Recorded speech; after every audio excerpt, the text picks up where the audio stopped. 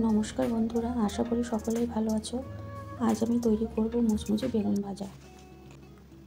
প্রথমে একটি পাত্রে বেসন, চালের গুঁড়ো, লবণ, হলুদ, লঙ্কা গুঁড়ো দিয়ে মিশ্রণগুলো ভালোভাবে মিশিয়ে নিলাম। তারপর অল্প অল্প করে জল দিয়ে স্মুথ একটা ব্যাটার তৈরি করে নেব।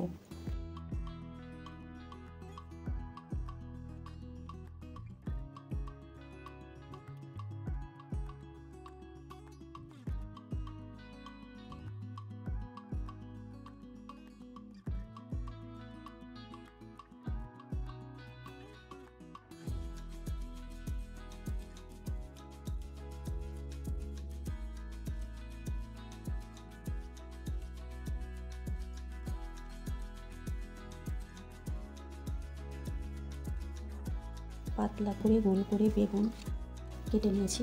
এবার একে একে বেগুনগুলোকে ব্যাটারে ডুবিয়ে গরম তেলে ভেজে নেব। বেগুনগুলো এপিট এপিট করে খুব সুন্দর করে লাল করে ভেজে নেব।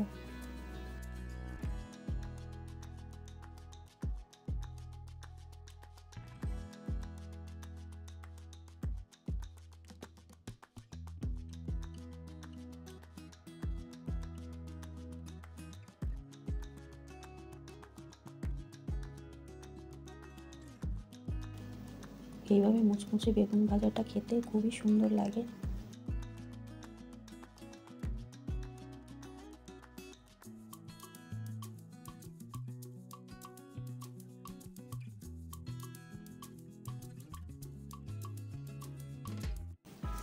ভিডিওটি যদি তোমাদের ভালো লেগে থাকে বন্ধুরা, তাহলে আমার চ্যানেলটাকে সাবস্ক্রাইব করে দিও, লাইক কমেন্টস করে দিও।